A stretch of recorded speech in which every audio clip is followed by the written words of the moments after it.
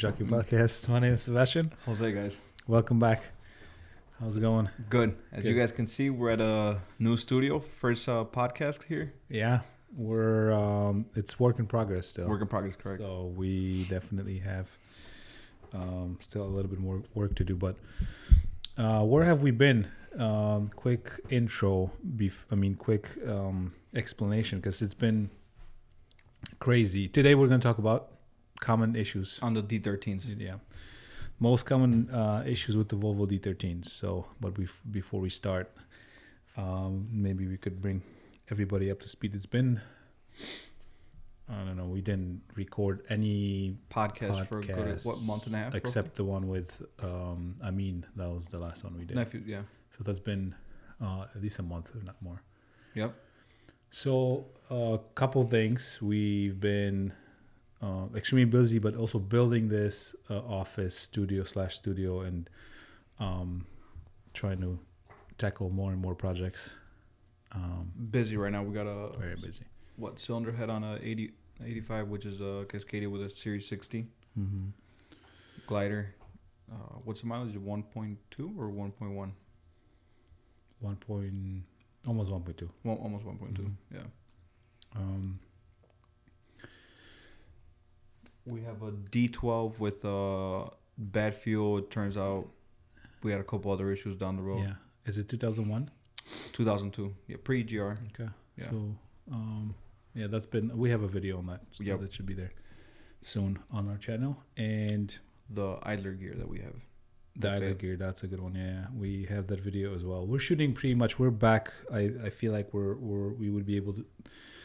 We're gonna be able to shoot a lot more. We're gonna bring the quality up as well. I want to make sure that we cover as much as we can with anything that's going on in the shop that we can share for people to learn. Yep. You got that do right. More interviews. So other than that, let us know what you think about the studio. We might do when it's done. We should do a little tour because it was a very It's still work in interesting- progress, like It's you a work said, in yeah. progress, yeah, but it's an interesting concept we came up with, and actually nobody's there anymore at the shop, so the lights are gonna come off, but we could record now even during a day. Yep. We will check definitely. That's gonna be a good video, right? quality. Guys in the back working Yeah. around. Yeah. I think so. Yeah. So You common could do- issues. You could possibly even do like a little time lapse, like start and then just roll it pretty quick. Yeah. So the idea is for me to. What do you mean, building the studio or? No, I'm Or saying like a day in the life of the shop, or Yeah. you can have it recording possibly. Yeah, live feed, right? Yeah. No, but I was thinking when we record here and have an interview, or somebody is coming with a custom truck or any truck, then we'll have another camera shooting that truck on the outside from here. Oh, that's So, gonna be really nice. Yeah. So we'll. That's the concept, but let's talk about the most common problems, issues with Volvo D13 engine. I think we have a video that's doing pretty good. That's Who's gonna wave at the lights so I they know, turn on? nobody. Mice. So do you want to start off with the number one thing, most famous? Most famous. D13 is absolutely known for this is injector cup failure. That's a really common issue. I would say mileage that it fails 450, 500, around Yeah. that range. Yeah, Sometimes even less. I see them 300,000. It all depends. it does depend. But what do you think it depends on? I would say it all depends on, let's say, if it was previously addressed at, let's say, I've seen them at 500. Maybe it was addressed at 350, and they still didn't get better at their design previously when I've seen that truck, when Yeah. that model was out. When the model came out first, I told you the brief experience. It was D16s, but I don't know. I'm not gonna really speak to that. I think I've seen because I don't know what the reason is, but I've seen a lot of early ones fail a lot, super early. I know Very early. Volvo had like, well, we were buying 6-pack of injectors. Then they're telling you remove the top of O-ring, Mm-hmm. or just use only one, and then they switch it up to use two. and I think that might have an effect on the wear of the cup. The injector has that movement. Wasn't it? Yeah. Also, they were trying to figure out a new design. Yeah. Because since they just switched it to, and I would have to see if there was actually. I don't think there was a drastic change between the European D13 versus what they actually started doing here. So you would think they would have the knowledge already, but I think they rolled it at the same time in Europe because they did use the D12 in Europe too. They're still using it right now, right? The D13? D13, yeah, for sure. Yeah. Over there, what are their emission standards? Like, do they have SCR? They do have SCR and only SCR. No DPF? No. So Okay. no, so they have DPF and SCR, but no EGR. Okay. So the model that I've looked at when I was in my buddy's shop, we talked about emissions a little bit, and I actually read about it. And don't quote me on that. And you guys can hop in the comments, let us know. But if I'm not mistaken, they only went to SCR and DPF, which is no EGR. No cooler. No. So no EGR, no cooler. So they got away with that. Their emission standards could be met with only SCR and DPF. No kidding. Yeah. So, and I was surprised when I heard that because you would think Europe is drastic on emissions, like a lot stricter than US, but I think because of California we have those emissions. If it wasn't for California, I don't think it would be. It's a big market, so manufacturers want to sell trucks there. Yeah. And if it's a strict market, then they're trying. That's why they just threw everything on it. But we can talk about it for a long time. Our favorite one that we're doing actually right now is the idler gear failure. Yeah. That is another really common issue. Symptoms, let's go with that. That's going to be hard to start or possibly hard to steer. You're going to be hearing some gear train noise on that. Yeah. That goes for the injector cups as well. We forgot to mention. But I'm pretty sure if you guys have been watching the channel or been doing some research on the injector cups, that's a hard to start symptom. Or pressurizing in the cooling system. Every they go back to each other. They link somehow. Yes, they did. But I was gonna say, if your truck is broken, it's hard to start. Yeah. But you're definitely, that's good to mention. But and the idler gear, and I was gonna say that we could, it would be nice to show everything, but we do have a lot of separate videos on whatever we're doing. Whatever we're talking about right now. So check out the video on the idler gear, where we're working on. We actually crawled under the truck and showed you guys detailed video. So we'll link it in our description. Another one, the turbo failures. Mm-hmm. They are known for the actuators failing on them and vanes building up with soot. Also, the actuator, they don't always fail, but you do have some electrical wiring issues. Sometimes you get some wires rubbing right on as soon as it leaves the actuator. I seen them tear up right there. Mm-hmm. They do. So is that why? Is that the? Would you call that the electrical problems? Electrical problems. Yep. Because it's not always the actuators. It's oftentimes just electrical. Electrical. And is that what you would say is the most common electrical problem with them? That or the actual engine harness. If you're moving it around, sometimes the pins spread and they're making false contact. So that's another.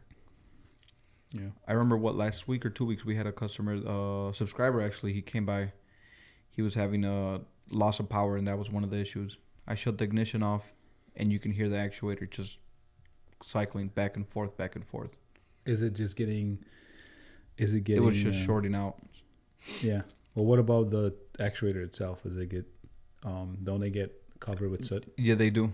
Yeah. Well, not the actuator itself, but the internals of the turbo. Yeah. The vanes. Yeah. All right. Next one. That's a really common one. So far, it's a crankcase breather or a crankcase oil separator. Mm-hmm. On our fleet, I think we've only replaced 2 so far. Knock on wood. Please don't say that. They tend to leak, And a symptom on this is one way you can possibly diagnose it yourself is shut the ignition off, shut the truck off, and you'll hear a loud whine, which are the bearings in that oil separator. Mm-hmm. That crankcase or housing gets pretty loud. Yeah. Or you start dripping oil out the blow white hose. Yeah, you visually so you can see it. We've had, I'm trying to think. No, one. We had one of the white ones. One of the white ones, yeah. Mm-hmm. The new ones we bought. Okay. We're one of going a little ahead of the game. We're missing the most important pricing. Pricing? You think so? Oh, a little silence right there, awkward silence. No, I mean you're right, but or hours to replace them, or that's. Or what do you think? We could just we could retouch that after the whole. We're done with it. Yeah. Just run through it briefly. But no, let's just go back. Injector cups. Injector hours, cups. Let's just at least put the labor hours on that because I think that would be useful. Yeah, 10 hours on labor. Yeah. Idle gear. That's gonna be 40, 50. Let's say 45 hours.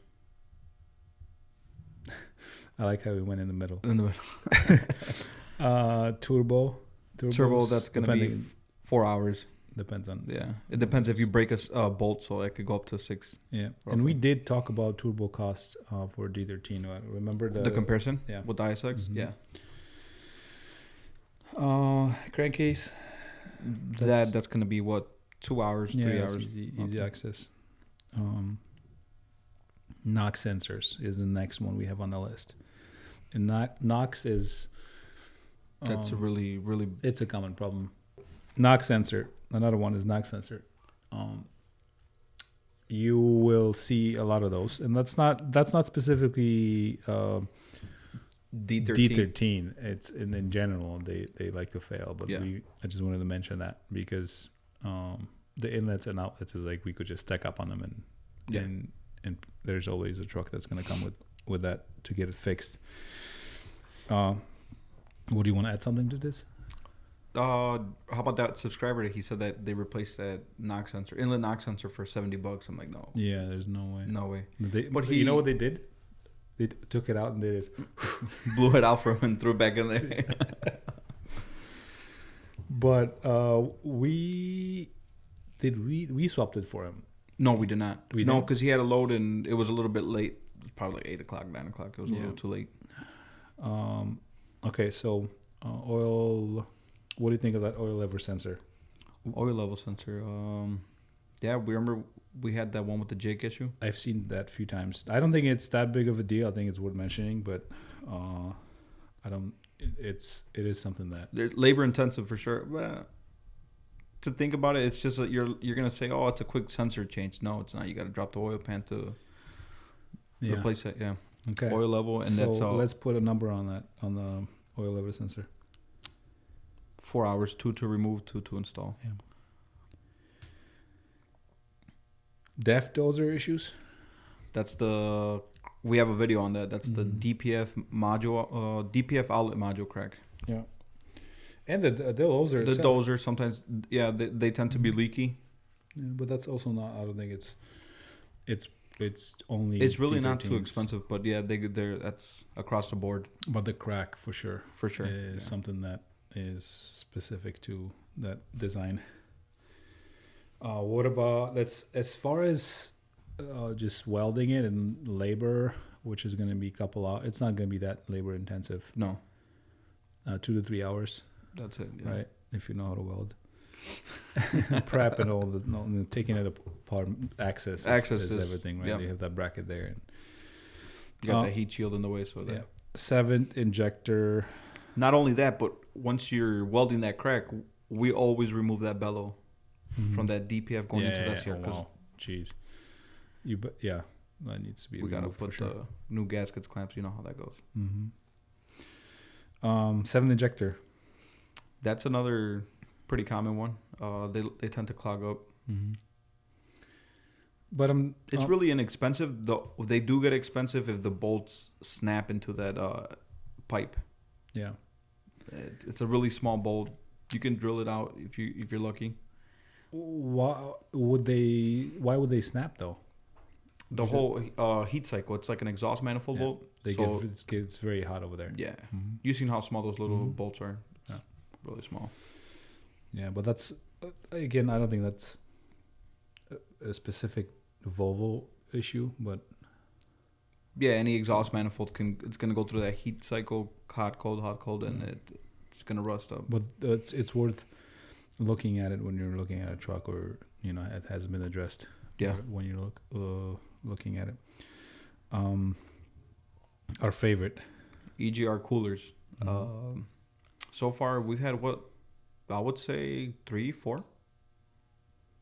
Yeah, 3, 4. Yeah. Yeah. One which was at like the one that we recently did 20 that we had the video on, that was like 400,000. Yeah. But I would say everything that we're talking about mileage wise is going to be around half a mil plus. Yeah. I mean, the idler gear, I would say that's they had a campaign going on. It was like at 750 for the double idler gear, which is also called the bull gear. Yeah. That's at 750. And the early models had a lot more issues than the later ones. Yeah. Up to 2014. And so back to 7th injector, EGR cooler. Again, probably the half a mil. Yeah. And we've done few, and you just send it to either clean it out, or if it's cracked, then you have to get yourself a new one. Yeah. In Europe, they don't have that problem. Lucky enough. Yeah. I-shift transmission. What do you think? Is that the good or bad thing about the D13? It's good, and it's bad because it's expensive. It's a great transmission, but if you're not the clutch itself is expensive. It is. TCM, everything. So when you do the clutch, you want to talk about that? Because my clutch went out on my I-shift, and you think it's just a clutch, but you have to do more to it. Well, before you drop that clutch, you want to do like it's a clutch actuator test. Make sure there's no leaks on it. Make sure it's functioning properly. And if it's all good, then most likely will be just you can reuse it. Yeah. What about the air module? On the side, yeah, that's another issue right there. But that's like, again, we're going to drop it and run some tests on it. It would make sense when you do the clutch to do all of it. It's going to add up quick though. Yeah. But then you don't have to worry about it. What if the drop the trans? You don't have to worry about paying labor again. Yeah. But that's why it's getting expensive. Yeah. So, and luckily they go up to $1 million easily. We've seen quite a decent number, and if it was, they easy go to $1 million without any issues. Well, it all comes down to maintenance, replacing the fluids around the recommended mileage, which is 250, I believe. Yeah. Next one, oil leaks. Oil leaks, yeah, that's one. But oil leaks, really, it's. I mean, we touched on every video we do when we buy trucks and when we look around. The brothers that came by from where were they? One was from Florida and the other guy was from South Carolina. I think so. Yeah. Those guys are like, oh, we watched your video. We knew what to look for on the oil leaks, and right off the bat, they were looking for the oil leak on the cylinder head. Truck they purchased, no leaks. Yeah, they did a good job. They did a very good job. We have a video coming up, and Gregory and his brother, right? Yeah, thank you for stopping by. We have a video with them, and we'll post it soon. I think the podcast is going to come out on Friday. It's coming out on Friday, so next week we're going to have a video with them. Great guys, awesome deal on the truck. Oh yeah. That's gonna be for next week. We'll keep it for there. Yeah, watch the video. You'll see how much they paid. Crazy price. So that would be the reason about the oil leaks. Yeah, we mentioned that, but the throttle response that I have that I put down. Remember that? Because we've had that on 2 trucks already. I think it's just one 39, right? The unit? There's one that's actually. There's another one. Mm-hmm. One of the white ones, 670s. So, but do you want to talk about really quickly what the throttle is doing and 39 is intermittently throttle Cutting out. response. Mm-hmm. Yes, It's still doing it. it's still doing it. The driver just learned how to drive it, but it's he didn't learn. It's been doing it less, but it's been doing it still. So, but we don't have to talk about our truck right now. We could talk about what is it actually doing. See, but with the whole throttle response, I believe that can go across the board. You can have that issue with any Freightliner Volvo. Because you can have corrosion with wires. Oh, yeah. Mm-hmm. That's why. Yeah. I agree. It's not specifically a Volvo issue. Yeah, I don't think so. Or a D13 issue. Yeah. Think about how many we have. True, we had Freightliners too that did that. Yeah. So, all right. You're right. Something to think about. That it is extensive. We're trying to cover as much as we can. You will come across it though. But yeah. But don't let it freak you out because it is, obviously. Could be possibly the throttle position sensor. If not, then it's going to be, got to dig into the wiring. Yep. Next one up is going to be a fuel filter housing, I believe. That's another common issue on D12 and D13s. Yes. Either they start the primer pump, they start leaking fuel, or they start sucking air from there, or they're just popping up. That's another really big common issue. Mileage, same, right? Same, yeah. And labor to do that? That's going to be, 2 hours to replace that fuel filter housing. Yeah. And the fuel filter housing we're talking about is the one on the engine, on the driver's side. Sometimes those DAVCO housings do go out. They do, fuel water separators, that could be a separate topic. Yeah. We have a lot. We almost have them on a lot of our trucks, and not very good product, but sometimes they, especially the valve on the bottom. I found something that maybe you could expand on. The number 1 exhaust valve. Number 1? Number 5. Sorry. Number 5.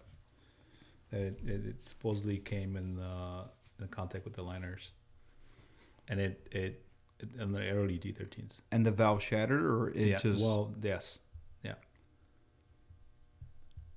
You never heard of that? No, to be honest, I've heard it. We've never seen it because I don't know. No, we haven't seen it, and I've heard of it. We talked about it on the Series 60, that damage that we have in that liner. That's what it looked like. That's what I've seen, but I've never seen a valve on D13s. No. Interesting. Okay. Yeah, I was gonna ask you that because I've never came across. I think it's super early models, and I had a couple guys. So if any of you had an issue with that, let us know. Let us know if you guys have any information on it. Absolutely. Yeah. The iShift is doesn't like moisture. Oh, you want to talk about that? Yeah, moisture. So when it comes down to the iShift, any automated transmission, automated manual transmission, clean air and proper air pressure. We've mentioned that plenty of times. And and electrical. Electrical, yeah. Clean batteries, no corrosion. But also as far as like all the dosing valves, clean air. So that all comes down to your air dryer having the proper cartridge in there. Yeah. Newer trucks with the emissions. Don't bypass it. Don't bypass it. Yeah, because you're gonna get all the moisture in there, and you could bypass it temporarily just to get to the nearest shop if you break down on the road. Yeah. But don't forget about it. Don't forget about it. Save the tow bill, obviously. Yeah. I think we covered a lot. I think definitely if there's anything else, leave some comments and let us know what we missed. But those are the general ones that we wanted to touch base and just talk about. Fun facts. Do you want to do something? Yeah. I found something cool. Do you think Volvo trucks are Chinese? No, I don't think so. You don't think so? No. Do you know they own the car manufacturing, right? The little division of the small cars. Okay. Yeah. So I looked it up, and Volvo Trucks is still Sweden based, and Chinese company acquired 14% of shares in 2017. So they only have 14% of the shares. So that's when Volvo engines got better, or what's going on? Cheaper Cheaper for sure, right? And what do you know what other brands they acquired? Yeah, Volvo owns. In US, they own. Car manufacturer or No, truck manufacturer. Volvo? Yeah. What Mac, I would say. Yeah. Mac and Europe. Renault. Yeah. And yeah, that's it, right? So it's you can get a Renault with D13. They're I've seen one. They're not like just by the Volvo. Yeah. The Renault is like the cheaper alternative. Okay. So it's like if you bought a Freightliner, let's say, or what do you think? What is? Well, it is what it is, right? Freightliner cheaper alternative to what?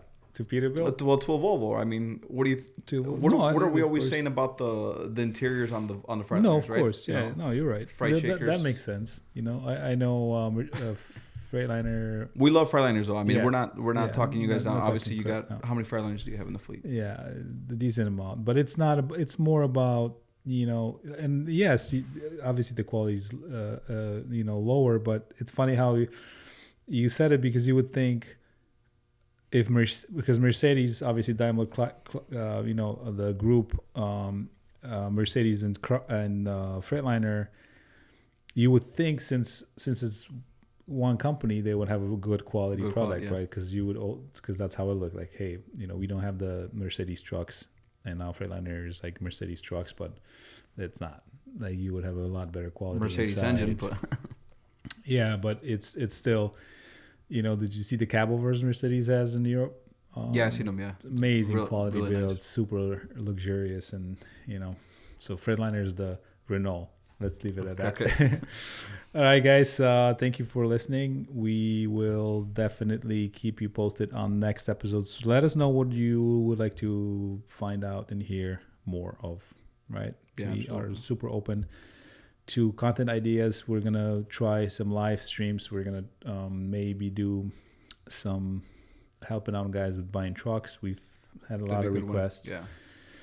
We do have a lot of questions, so if you post the questions, Liz grabs them and puts it in nice order document for us. So next time we're gonna address every time we do a podcast, we're gonna just address the questions. And if your question wasn't answered, then just it's like, hey guys. But we usually try to get to all of them, and we're trying our best. Yeah. With the schedules, it's already 10 p.m. right now. Shout out to Liz, by the way. She's doing a great job. Amazing. She's helping out with the shop and helping out with the truck view. She's now doing a lot more. So awesome, Liz. Thank you. We love you. Good job. And that's it. Let's go home and get some food. Let's do it. Thank you. Time for some beers. All right, guys. Well, thanks for watching. Subscribe, share, and we'll talk to you soon.